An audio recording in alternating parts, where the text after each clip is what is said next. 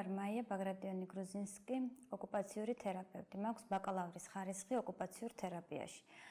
ამჟამად მუშაობ საქართველოს განათლებისა და მეცნიერების სამინისტროში პროექტის მენეჯერად. ოკუპაციური თერაპია ავირჩიე როგორც პროფესია მას მერე რაც მივიღე განათლება ფსიქოლოგიაში და სხვადასხვა საგანმანათლებლო საჭიროების და შეზღუდული შესაძლებლობის მქონე ბავშვებთან მუშაობის შედეგად აღმოვაჩინე, რომ ძალიან მნიშვნელოვანი იქნებოდა დამატებითი კომპეტენციის შეძენა ამ მიმართულებით. ოკუპაციური თერაპევტი არის სპეციალისტი, რომელიც მხარს უჭერს ადამიანს იმისათვის, რომ მან შეძლოს ეფექტურად და მაქსიმალური დამოუკიდებლობით შეასრულოს მისთვის მნიშვნელოვანი ყოველდღიური საქმიანობები.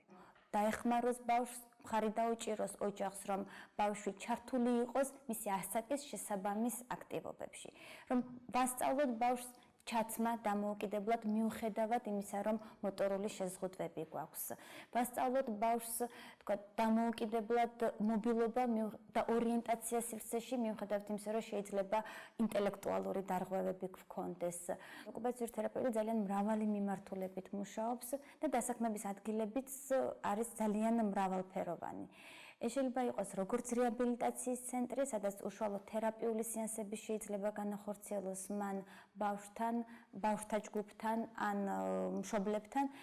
ეს შეიძლება იყოს ასევე სასკოლო გარემო, სადაც ოკუპაციური თერაპევტი დაეხმარება ბავშვს სასწავლო გარემოში, ადაპტაციის პროცესში, დაეხმარება მასწავლებელს დაგეგმოს მასწავლებელმა სასწავლო პროცესი ბავშვის საჭიროებების გათვალისწინებით, ან მოარგებს სასწავლო გარემოს. ამავდროულად ოკუპაციური თერაპევტი შეიძლება მუშაობდეს უკვე მოზრდილ ადამიანებთან მათ სამუშაო გარემოში. რომ სამუშაო გარემო გახდეს მორგებული ადამიანისთვის მისი საჭიროებების, მისი შეზღუდული შესაძლებლობების გათვალისწინებით. ჩვენ საქმე გვაქვს შემთხვევაში სხვადასხვა დარღვევისა თუ დიაგნოზის მქონე ხალხთან და იმისათვის რომ ჩვენ შევძლოთ გავუმკლავდეთ აი ამ მდგომარეობებით გამოწვეულ საჭიროებებს, ჩვენ უნდა გვქონდეს შესაბამისი ბაზისური ცოდნა სამედიცინო სფეროდან. იმისათვის რომ ჩვენ შევძლოთ მაგალითად ხელი შევწყოთ ადამიანის ინტეგრაციას საზოგადოებაში, ჩვენ უნდა გარკვეული კომპეტენცია გვქონდეს სოციალური მეცნიერებებიდან.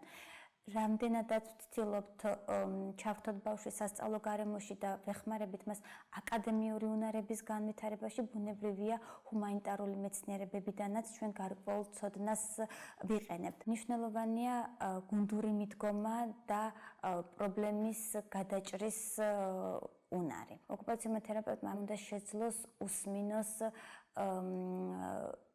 ადამიანს, კლიენტს, ჩვენ მათ ასე ვუწოდებთ, ვისთვისაც ის მუშაობს. კარგი არის ოკუპაციური თერაპევტისთვის ის, რომ მას აქვს შესაძლებლობა იმუშავოს ბავშვებთან. იმუშავოს იმ ხალხთან, რომლებსაც ეს მხარდაჭერა სჭირდება. ეს არის ძალიან, ასე ვთქვათ, საინტერესო, მაგრამ გარკვეულ გამოწვევებთან დაკავშირებული, იმიტომ რომ ჩემი პროფესიული საქმიანობა ყოველ შემთხვევაში უკავშირდებოდა გარკვეული სირთულეების მქონე ბავშვებთან ურთიერთობას.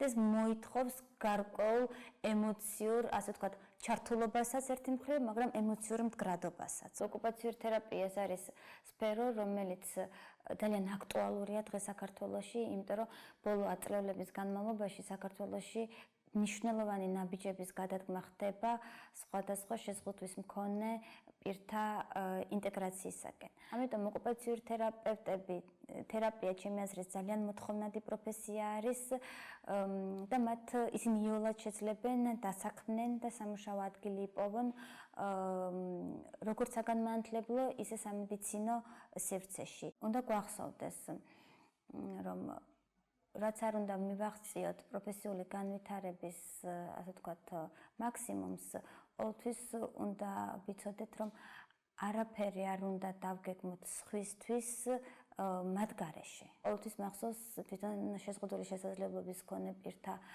ფრაზა, არაფერი ჩვენს შესახებ ჩვენს გარეშე.